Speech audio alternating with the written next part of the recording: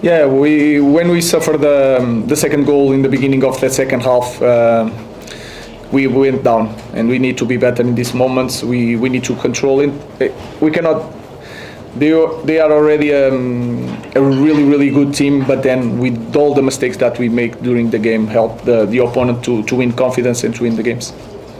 Chris. It was a pretty tough game for outside. I think 4 goals, and obviously that fourth goal was half of him.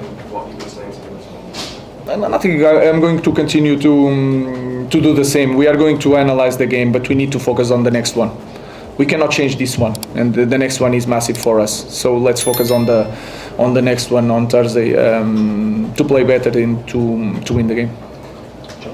Ruben, you obviously made a lot of changes today. That was obviously a calculated risk ahead of Thursday. Any regrets about that? No, nothing, because we did mistakes and they were better. Even if we put a different 11, we don't know the results. But then we had to make choices, and we played 3 days ago. So, and you can see with Josh, he was fresh, but he had some problem. So sometimes we need to make choices, and then we don't know the results, even with a different 11. Samuel.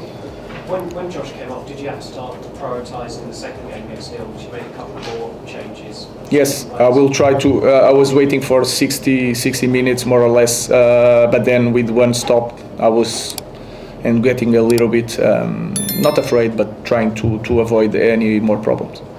Look, with the goalkeeping situation, will he be back in consideration to start against Lyon? You guys have to wait. We are going to start the next week tomorrow, and then I'm going to choose the best starting 11 for the next one. Carl. Mr. Amorim, this result means Manchester United have the lowest Premier League points of the season in history. How did Man United go from here? On Wednesday you said we have one extra second on the ball, it's a completely different game. Newcastle made sure you didn't have the extra second. How do you build from here? No, the first part of the question is the reflection of our season.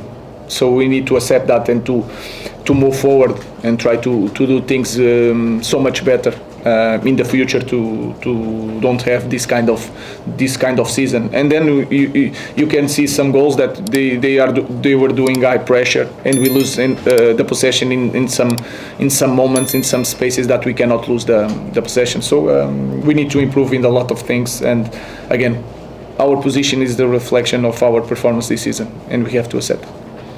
Pete. Hi Ruben. At times there were some decent moves that you put together today. Can you take positives after a result like that from the better football that you played? It's really difficult to look at the best things. The best thing is to focus on the next one, analyze this one, but it's really hard to be here after this result and to try to see. Maybe in few days I will watch the game and try to take that. But in this moment it's really hard to have any feeling of a good feeling about the game. Last question, Rich. Harry Amos made his first start today. What did you make of his performance? I think he did. The rest of the season? I think he did quite well. He catch a player that is really fast. He made his debut in maybe one of the hardest stadium with one team that is really in the good moment. I think he did really well.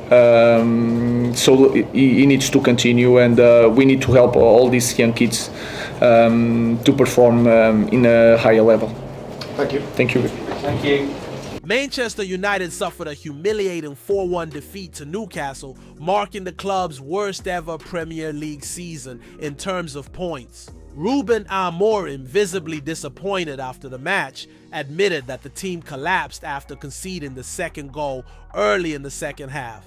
He acknowledged that both individual and collective mistakes boosted Newcastle's confidence and that the result reflects United's overall poor campaign. Despite making squad changes to prepare for the upcoming fixture, Amorim insisted he had no regrets, although the performance was well below expectations. In his post-match comments, Amorim highlighted young player Harry's debut, praising his composure despite the tough environment. Still, he admitted it's hard to find positives. After such a heavy loss, the focus now shifts to analyzing this defeat and preparing for the next massive match. which could define the team's immediate future. With the season hitting a critical low point, the question remains, can United bounce back, or are they simply limping toward the finish line?